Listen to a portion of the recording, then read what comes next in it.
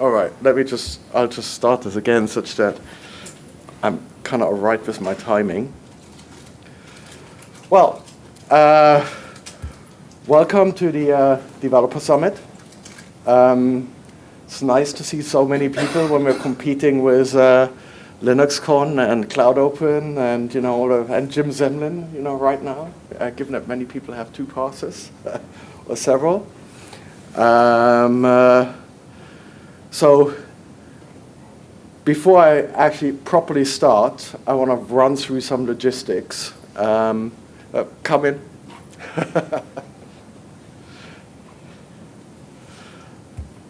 But before I do that, I wanted to thank our sponsors, Citrix and ARM. So some of the ARM guys are sitting here in the front.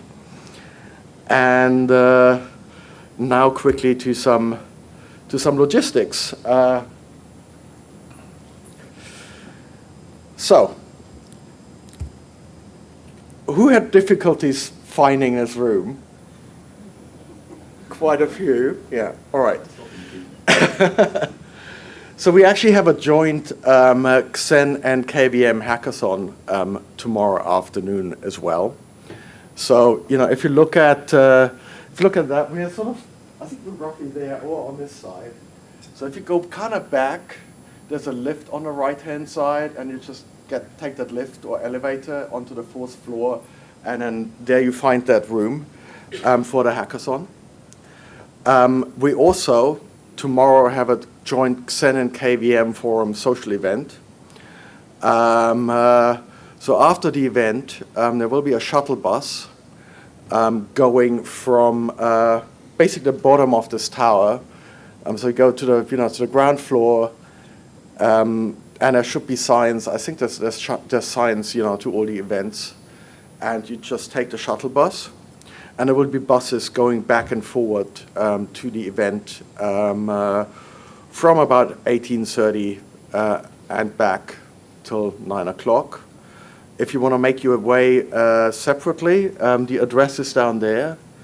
It's also on the event website. It's about 15 minutes walk from where we are right now.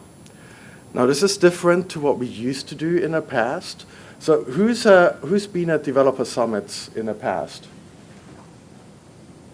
And quite a few new ones then. All right. So we used to always have the social event on the first day. Now we're having it on Tuesday, also because of KVM forum. Now the other thing which we always have done is we have a number of discussion groups which we call BOFs. And the way how they work, there's still 3 slots open. So fundamentally, if there's a topic you really care about, take one of these, pick a slot, put your name on it and a topic, and then I'll get it put on the website.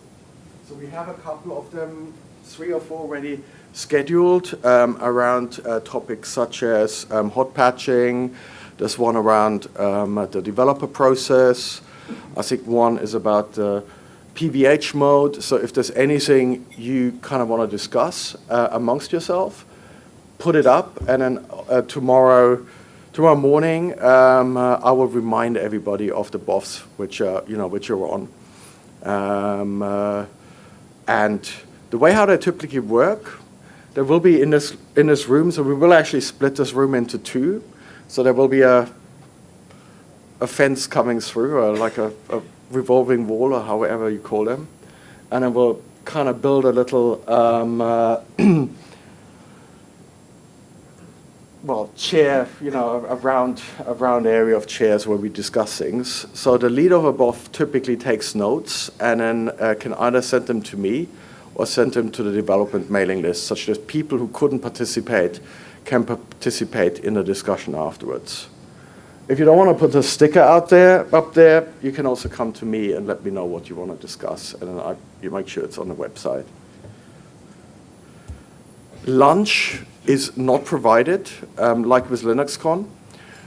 There are flyers for restaurants down at the registration desk, but I will also have a few brought up onto that little table over there in the corner. We have enough time to just walk to a place in groups, have a bit of lunch and come back.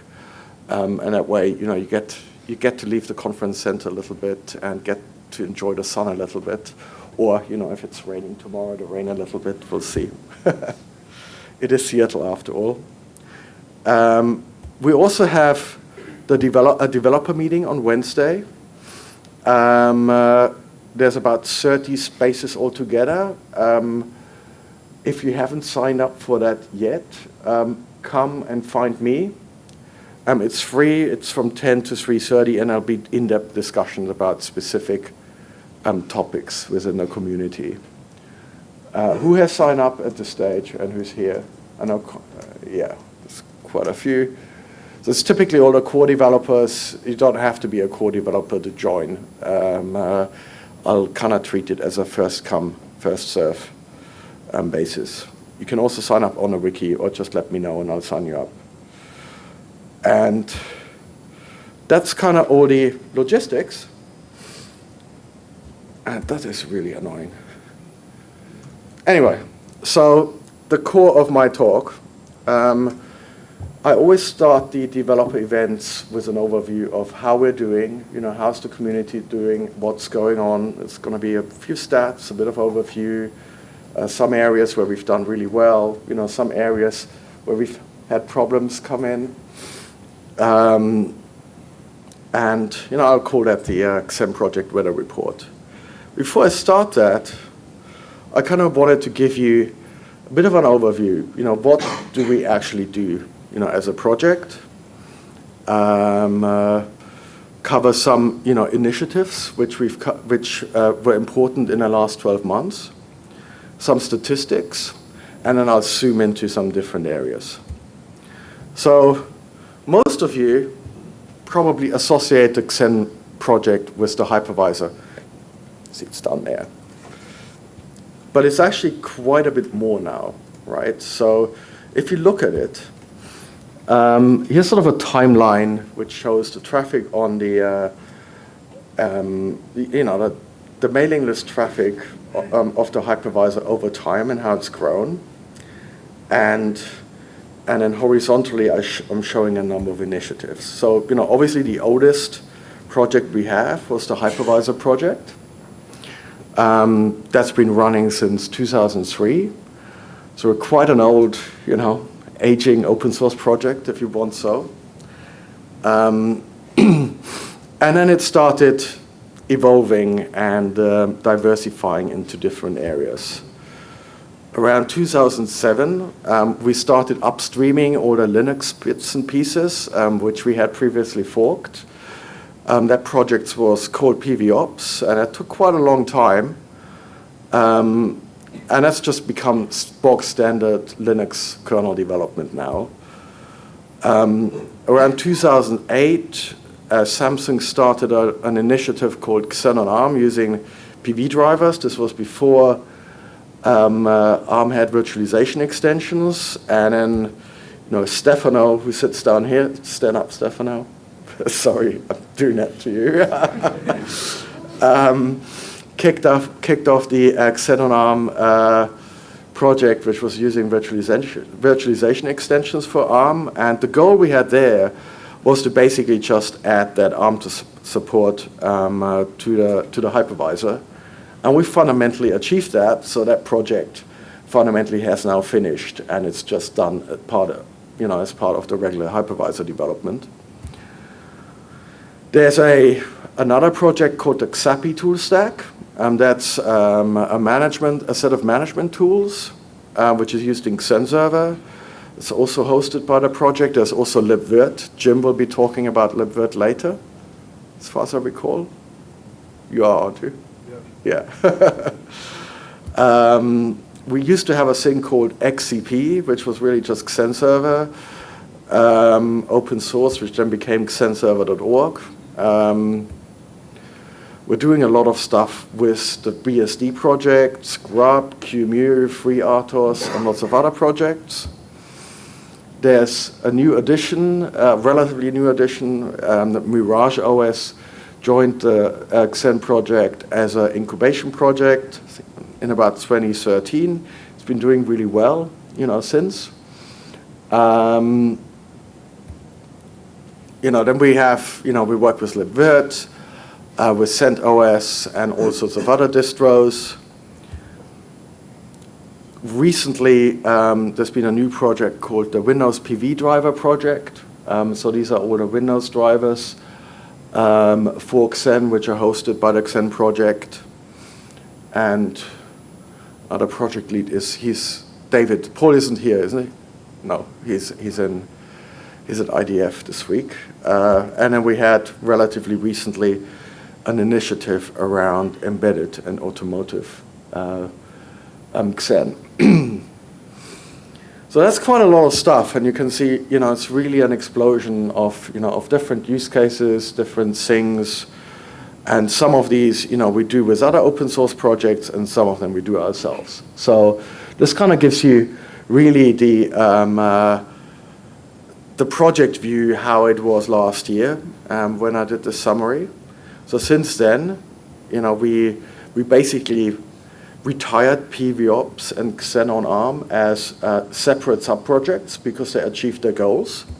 So they're kind of gone. Xen on ARM has not really gone. It's just part of hypervisor development. Don't worry. You didn't spill your coffee, did you? Anyway.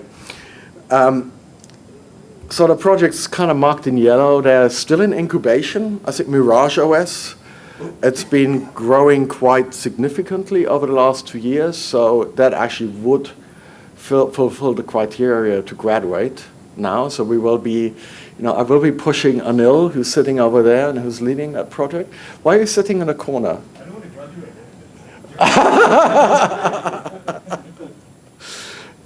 Anyway, so I will be pushing Anil to graduate the project at some point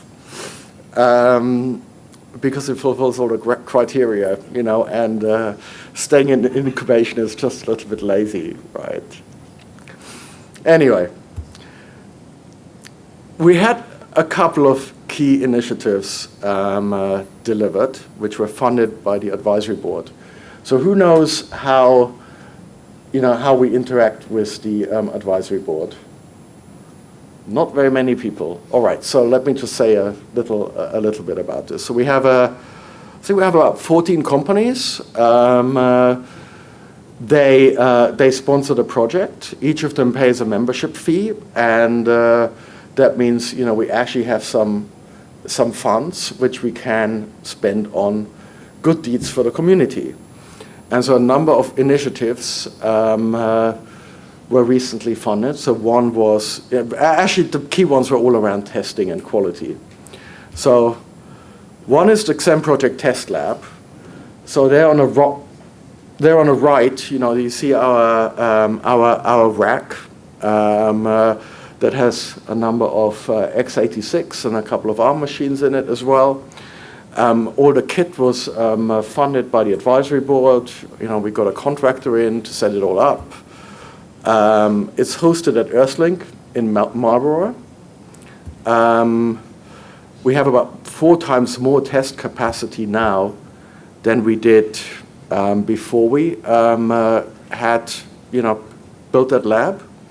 We're testing against Linux, BSDs, various upstreams, libvirt as well. I think Anthony Perard, he's not here, he's adding the OpenStack test suite as well. We're testing against ROM kernels, all sorts of different things. And we're planning to expand that going forward, as well. If you guys know any company in Massachusetts which could help us do that, because the last one we used was frankly a little bit of a nightmare, so we want to use somebody else. Please come to me, somebody who's really good at sysadmin and can put machines, easily in a rack without having to chase them, 2 or 3 times a week. Then that would be great. We also have automated performance testing in a test suite now. That's in the very early stages. And what's really interesting is we do have a lot more test contributions. So this graph here shows the number of test cases contributed each year, and that's been growing quite a bit. So the green is saying, 2015, we're only in August, is the projection for the rest of the year. So that's kind of really cool. That's the project test lab. So really good progress, more focus on stability and quality, for the project overall. Then the other thing we've done is we built a Xen project CI loop as part of the OpenStack testing infrastructure, and really that tests every OpenStack commit against the defined libvirt and Xen base. Stefano will talk about that more, so I'm just not going to really talk much about it, otherwise he won't have anything to say. But the really great thing is we moved Xen from compute driver quality group C, so there's group C, which is basically not supported at all, to B, which is supported, and our goal is really to be in A, which is like a super supported state, and it's only KVM is in that bracket right now. And then you'll hear Stefano talk more about that. I wanted to thank a few people who really helped make all this happen. We are mainly volunteer-based, even so many of us work for companies, but it's still fundamentally people and companies putting in time and effort. So for the Xen Project Test Lab, I wanted to thank Ian Jackson in particular, who's been driving that effort. He's not here this week, he's at DebConf this week, so we're actually suffering from conference overload right now, where there's too many things happening at the same time. And also all the top test contributors, Ian Campbell, Way's here, Dario's here, Roger isn't here. We had some contributions from Long Tao Pang from Intel, and also Anthony. We do need more different tests from people outside of Citrix, so that would be actually great going forward. For the OpenStack CI loop, the lead of that project has been Bob Ball. He also isn't here this week, so I wanted to thank him, and I also wanted to thank the team which made this happen. So there's Anthony Perard from Citrix, Anthony Messley from Rackspace, Jim from SUSE, Stefano and Conrad from Oracle. And also a special thanks to Rackspace for donating hosting capacity to get this project started. We did this on donated hosting capacity initially, and then moved it over to the project, who's now running this and funding this entirely. Any questions at this stage? Yeah. One logistics thing. If you want to ask questions, can you please go to the microphone? Because everything's recorded, otherwise I have to repeat myself. So that there's a microphone there.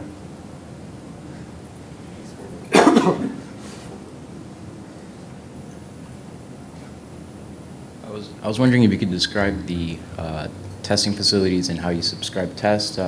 When do they actually get? When do the tests take off, and can you subscribe a specific topic branch for testing? Okay. So that's so. And also, just another thing, if there's any consideration or possibilities to merge with the Zero Test Day project as well. So basically, the way how we do this is so we basically have a staging branch, right? So code gets reviewed, on a mailing list. When it's ready, it gets pushed to the staging branch, and fundamentally, the test suite runs everything which is on a staging branch. If all the pending changes, on that branch against the master baseline pass, then changes are automatically pushed to master. If there's an issue, then we run a bisection algorithm, which basically tries to figure out which patch set was responsible for breaking the tests. And if that can be identified, the other ones get automatically pushed, and then the ones which aren't pushed have to be manually dealt with. Sometimes bisection fails, and then somebody has to manually decide, what caused this failure. So that's the kind of one thing. And then if you look at the OpenStack side, that kind of works the other way around. So we actually test a stable Xen baseline, which I think is Xen 4.4.2 plus some version of libvirt against every OpenStack change. So the idea is there that that OpenStack doesn't break us. Did that answer your question? Yeah. Cool.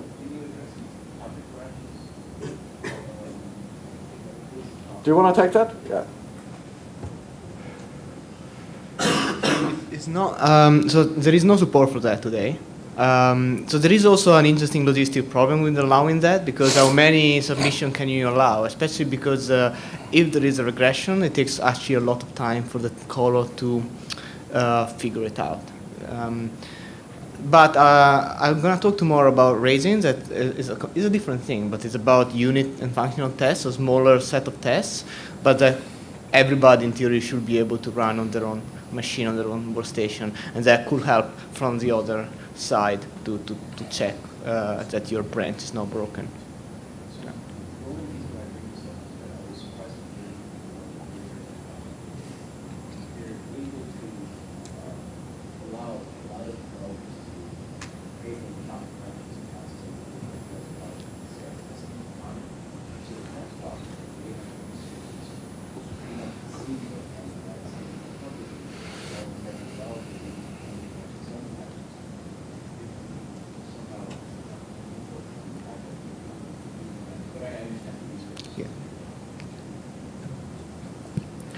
I mean, we do also have a number of vendors run the test software on their own infrastructure. So, for example, Intel runs some of, runs OSS tests with some additional tests which they haven't upstreamed yet, by themselves. And then they, when stuff break, they send reports, to the mailing list.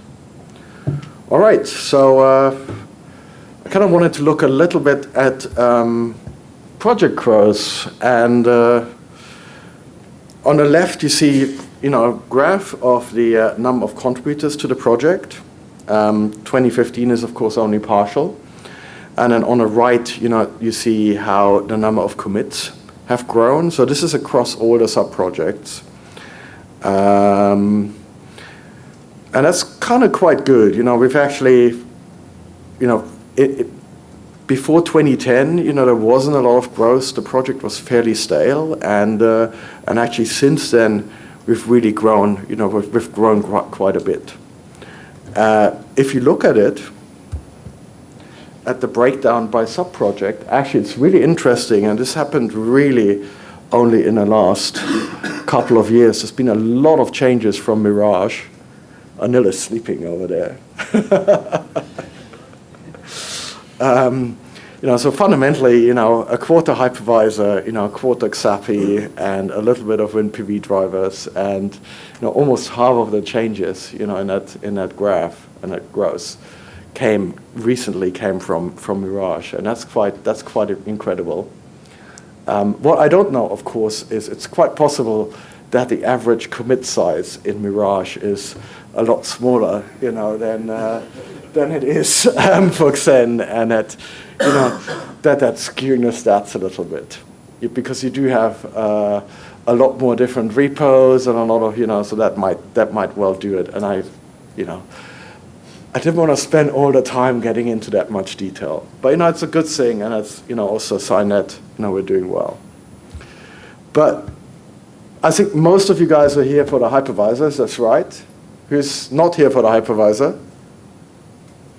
Okay, so so I kind of wanted to look a bit at the hypervisor stats and just zoom into that. So let's look at the number of commits we had over the last few years. So actually, what was interesting is that from 2011 to 2014, this was pretty much stable. Within pretty much flat. It's August now. We're We basically were in in code freeze from beginning of January until the middle of January. We've been in code freeze now for 3 or 4 weeks or something like that. So, if you look at this, we basically had pretty much only half a year of development, and we've kind of had about the same amount of development almost as we had last year. So if you conservatively estimate this, we're seeing a bit of almost a 20%, jump in growth this year. And then, as you will see later, this has actually probably caused us some issues which we're going to have to address as a community. It becomes even more interesting when you start looking at where did all these contributions come from, right? In 2010, fundamentally, most of the code contributions came from Citrix. So I'm actually only counting contributions which were more than 1%. Then 1% came from SUSE, and then everyone else, is in that sort of pink 11% bracket. In 2014, that picture looked very, very different. So we had a lot more different and diverse, contributions from lots of different organizations, which is great. And this year, it's almost as good. There are some, we have a lot of new entrants, which are sort of marked there on the side, which are starting to ramp up. There's a lot of security vendors there. We're also it's worth pointing out that I'm counting the test code in there. So, almost 5% of those additional Citrix contributions are test code. There were some large Intel and Fujitsu patch series which didn't make the 4.6 freeze. And also some of the changes which are labeled as Linaro there. So, we had some Linaro assignees which are now getting counted against Citrix. So if you take that out, it's roughly about the same, which is well within the historical average of about 50% of the project comes from Citrix and the rest from other people. So that's fairly healthy and not unusual compared to other open source projects. And I see that continuing. So that's actually really good. We've become a lot more diverse. But we also have a lot of newcomers, which is posing its own set of challenges. So I wanted to also look a little bit at the hypervisor release history. So this shows you a graph of, like roughly what the release cadence was and how many features we had, and we've steadily seen these grow. I would have expected, for 6. It to be similar to for 5, but actually it probably is if we count some of those things which just didn't make it. So there were a lot of bigger features which just didn't make it, and I think Wei is, and there's a reason for that, which I'm going to come to later. And Wei is going to probably talk about that a little bit as well. I wanted to highlight some process changes in the last year, which are worth mentioning. So one significant change we had was we changed the release process. So we used to have a soft freeze model, where, well, we have a feature freeze, but then we would let a lot of stuff in, for 6 or 7 weeks after the feature freeze. And we moved that to a hard freeze model. And it caused a lot of stress and pain for some people in the community. That's why there's a little bit of rain there on the right. So Wei, are you going to say a little bit more about that or not later? Just a little bit. Just a little bit, okay. Well, maybe we can cover that in a Q&A and so on. Yeah. Also, we made quite a few changes to our security vulnerability process. So before, last time around this year, We didn't allow hosting providers and cloud providers to upgrade during the embargo period. We allow this now. We made changes how you apply for pre-disclosure list membership. So there's a public mailing list, where you apply, and you can actually see, all the discussions around that. And there's also a mechanism for pre-disclosure list members to collaborate. If you're a user of Xen and you're not aware of this and you want to know more, just find me and chat to me after this. We did quite a bit of contributor training. So last year, around this time, it became apparent that we had a lot of new developers, particularly from China and Asia. And it then turned out, that it's actually quite difficult to access some of the resources from the project of the project in China. So we post, for example, a lot of our, this is being recorded on YouTube. Slides go on SlideShare. All this stuff you can't actually access in China. So I gave, I did a road trip to Shanghai, Nanjing, and Hangzhou. Is that right? Yeah. And I will probably do another one of these road trips this year again.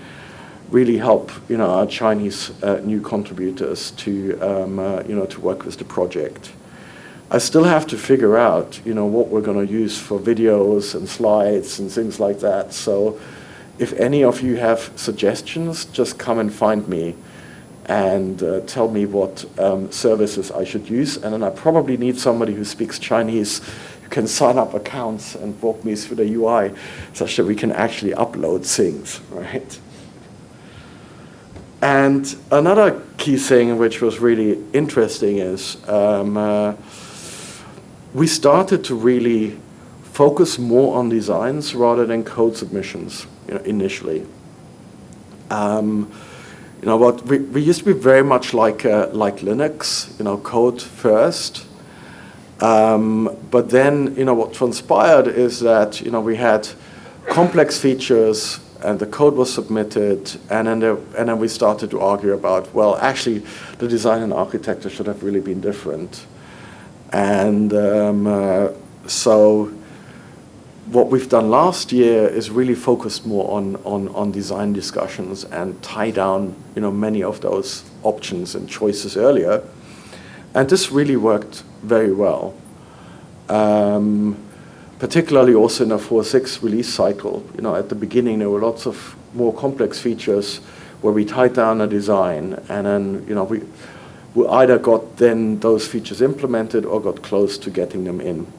There are a few issues with that approach. We don't really have a formal way to basically say, well, everybody who should sign off on that design, and not all designs have been kept up to date as the code was changed and modified. So that's something we need to look at.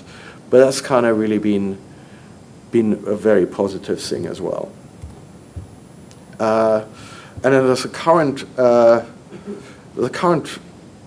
proposal made by me about formalizing our feature maturity life cycle. So we have this idea in a hypervisor. There's preview, there's experimental, and then there's supported, and it doesn't really, nobody ever stated what any of those things really mean, and how you get from one state to the next. So we're gonna try and resolve this in the following few weeks. And this is also particularly important, for security vulnerabilities, because what's marked as supported actually, if we have a feature marked as supported, then the security team has to basically handle vulnerabilities in this code. And if they're preview or experimental, then that is not really the case. And we also have a large pile of features which are marked as experimental, and we're not really moving them forward. So I kind of want to put incentives in place to finish off some of the features which aren't quite finished. So I'm running late a little bit, but wait, how long do you need for your presentation. Because you've already covered some of what I'm going to say. So. Yeah, you're going to cover it in detail, right? So, okay.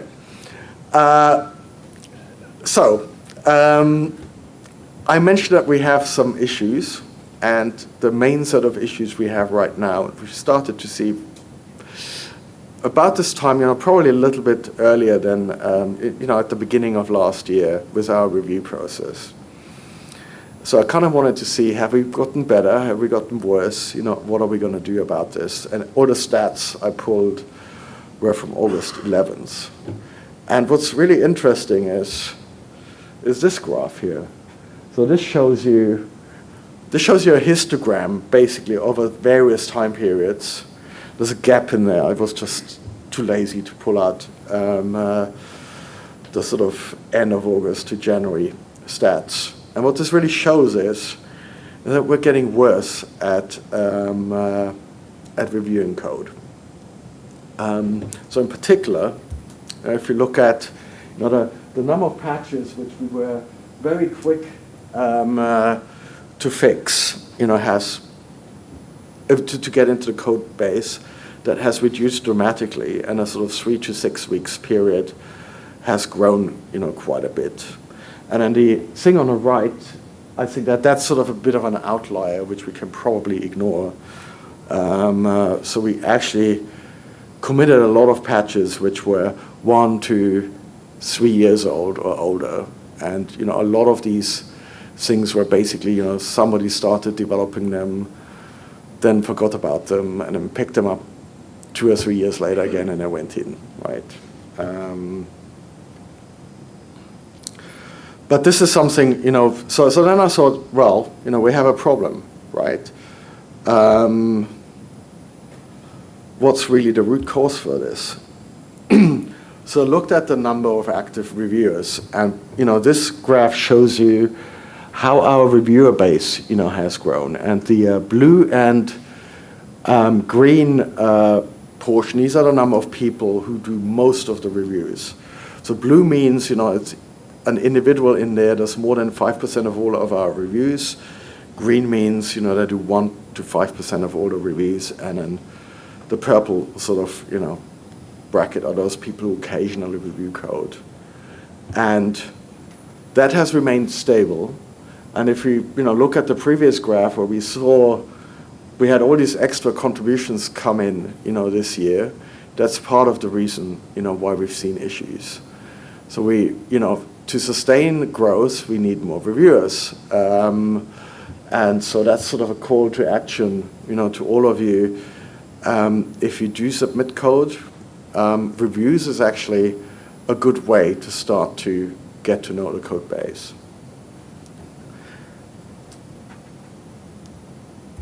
So I kind of then thought, well, let's look at this a little bit more, right? So this graph shows you, so the bottom blue column, that's the number of patches posted on the mailing list. And then the green is sort of, how many replies or comment, are posted against each patch.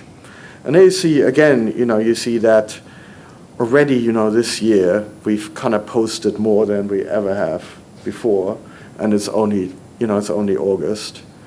And then if you project that, going upwards, that's almost double, to what we used to have, right?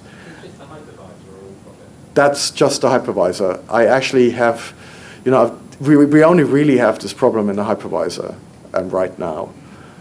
Or if we have it in other projects, I haven't, nobody has told me that we have an issue at this stage. Now, it's not surprising that, in mature projects, you have a relatively stable developer base, but what we appear to be, well, I'll come to this later. What we appear to be seeing now is we either have an influx of new code, and there seems to be good evidence for that, but also we seem to be arguing more, which might be another explanation for what we're seeing, or probably we're doing both, right? Anyway. Is it number of patches can also count the number of repos. Yeah, so in fact, this could be quite, because the way how we work, right, is, like you post a patch series, if a patch series is 15 patches long, and then you fix the comments, and only, sometimes, the way how this works is, only half of the patch series have actual comments which need to be addressed, but the entire series gets posted, so some of this data could, of course, be skewed, right? What's interesting is that actually the ratio of comments per patch revision stayed the same, and that's kind of a good thing. So that seems to indicate that maybe we're not arguing too much about stuff, but we just don't really know. So key point is we have an issue. I don't exactly know where the root cause is, and I'll come back to how we're addressing this later. Then I thought, well, actually, let's see, how are we comparing against similar projects? And so I came up with this ratio between patches posted and patches committed. It seems to be that a good ratio there is between 2 and 3, which means that for every which really means that on average every patch takes between 2 or 3 revisions to go in, and we've suddenly shot up.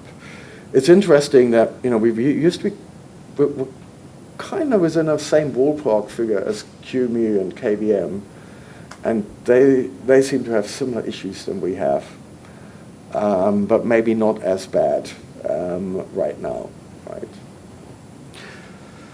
So what are the possible explanations? Well, we covered this already. Increasing number of contributions, while we don't have enough review capacity.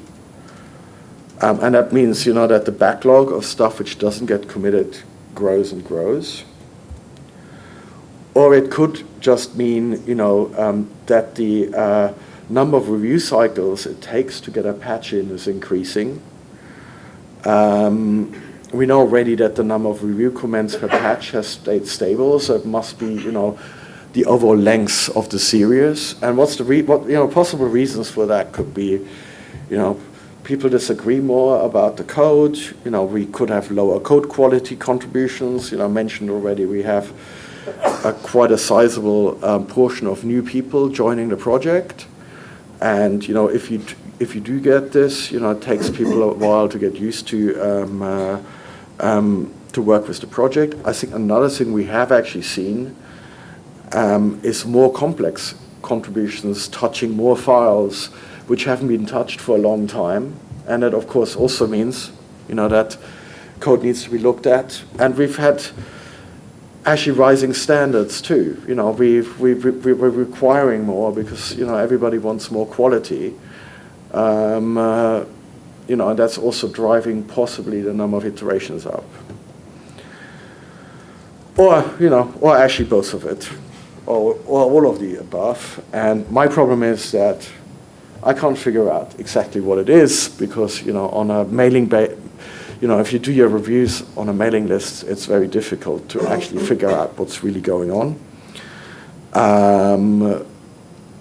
What was interesting is that the 4 weeks around the 4.6 code freeze were probably the most stressful for reviewers and some contributors which we ever had. So we raised this at last month's advisory board, and we're going to fund some tooling. There's some tooling already, which you can use to dump all your mailing list traffic into a database, and then you can do all sorts of lovely stuff with it to try and do some analysis to try and figure out what's going on. So I'm working with a vendor to help us figure out what's going on, and then we can start hopefully addressing some of these things. And I keep on pressing the wrong button. But if you're planning larger contributions to the project, you should be aware of this. That we are having problems with the review cycle, and if you help out with code reviews, there's a bit of scratch someone's back, and I'll scratch yours. So that does help. And if you're consistently planning to make contributions over several years, you probably want to start build your own review capacity to get your code in. And there might be some ways how we can buy ourselves some time, because building maintainers takes time. It takes 12 to 18 months, for somebody to really be fully accepted within the community. And I'll be holding, there's a mail thread on Xen Devel called Xen 4 Retrospective. You can just search for that. If you had issues yourselves or you have suggestions, you can just post using that label, and I'll be running a BOF tomorrow, where if you had problems, if you have suggestions, just come to me, and then I'll translate it into one of these retrospective threads, and we probably will cover that at the developer meeting on Wednesday too. And that's kind of everything related to development, so I'll try and do the rest quickly such that we actually keep to the schedule, because I've run out of time. I always do that, so, but then I knew that Ray didn't have enough slides, so. So marketing is kind of quite important for open source projects, and it's been particularly important also for us. If you remember, maybe about 5 or 6 years ago, everybody was talking about the project dying. And the reason for that, to a large degree, was that we never did any marketing. We never, had anybody talk about the project. There was no press coverage.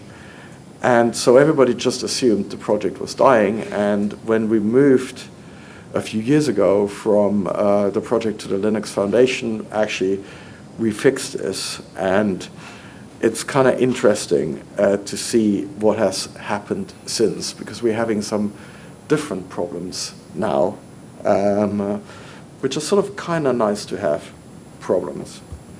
So I wanted to look a bit about events, right? So we tend to have 2 events a year. We have the Developer Summit, which is lots of talks, but then also once a year we have a hackathon, which is a little bit smaller, but they're growing, they're getting bigger in size, where everybody comes together, and it's basically just 2 days of sitting together and working on concrete problems.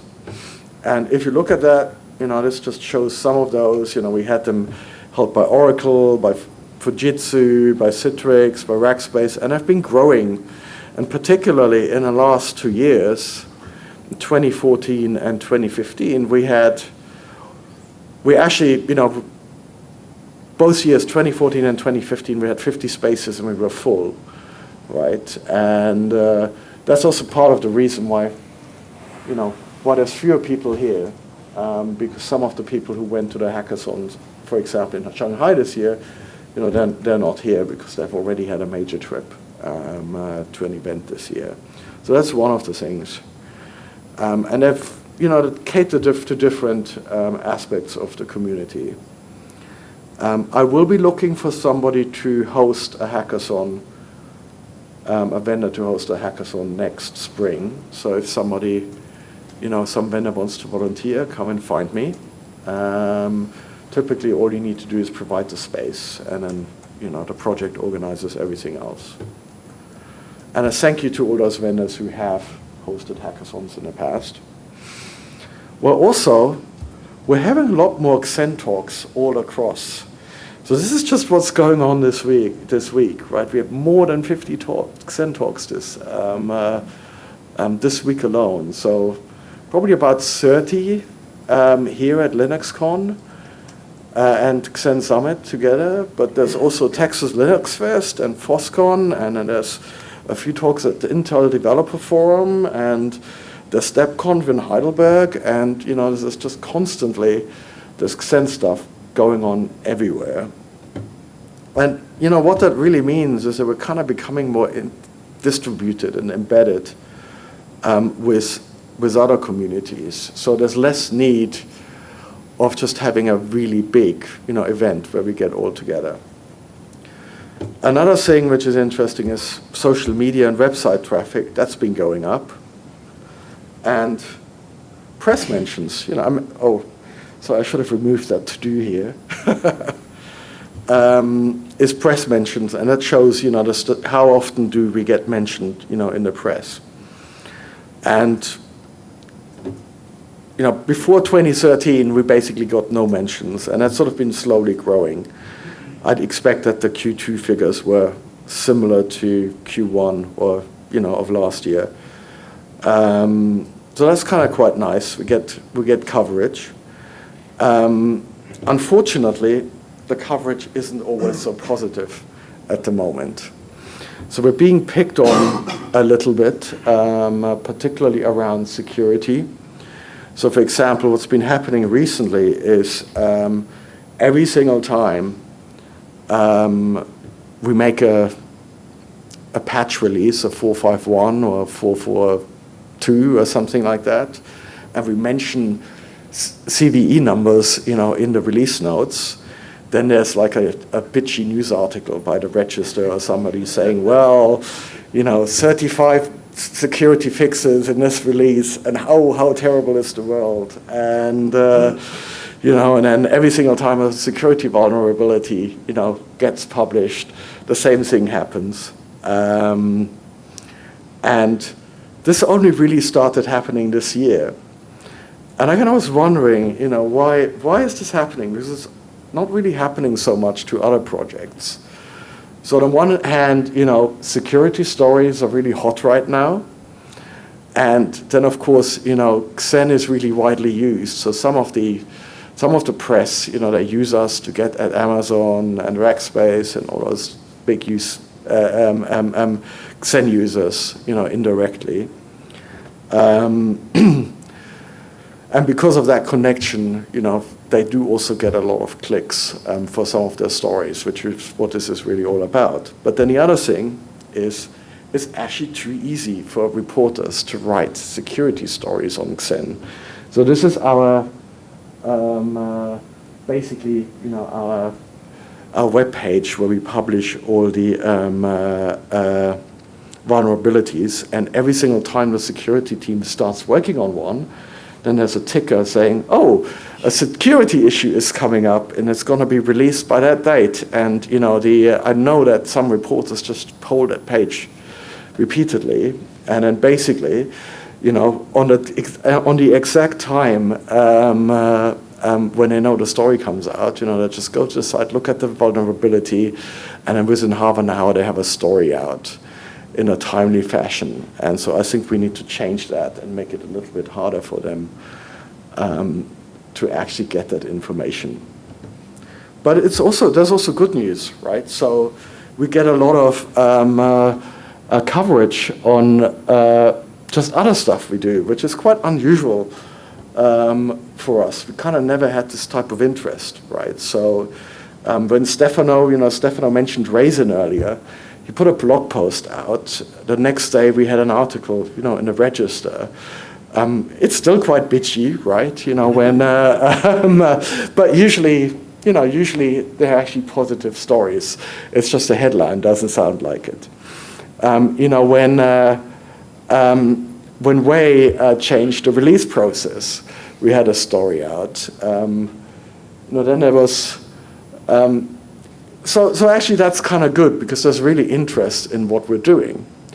But it does mean that, you know, when you write blog posts and stuff, there's always a risk that accidentally we create a damaging news story. So actually, if you want to post something on our blog or you post something on your blog, which covers the project, we have a publicity mailing list, and you can actually just post your idea there, get review from from other community members, and we do also have some PR people, you know, on that list who can help you, A, you know, make the story sound better, and B, you know, really kind of look at it from the viewpoint of what impact, you know, might this have. It's open to all community members, so just, you know, sign up to that. I'm almost done now. I talked about the advisory board. I wanted to welcome Alibaba to the board. Who from Alibaba is here right now? Okay. We will have a talk this afternoon from Alibaba. I know Jin Song is just arriving at the airport right now. So do say hello later to them. And actually what's also interesting is how the board focus has changed. So really, when we started the board in around 2013, it was all really operational and reactive. And I think we're starting to move towards much more strategic goals. We're seeing this with quality, we're supporting OpenStack, and then we're also doing a lot more community support, like funding initiatives which help us figure out and solve problems within the community. And so that's kind of really good and will help the community in the long run. And that's it for me from me for now. So if you have any questions, microphone is there, and just fire off. Is there any questions? No questions? Did I bore you to death? Obviously I did. No laughter even. All right, thank you.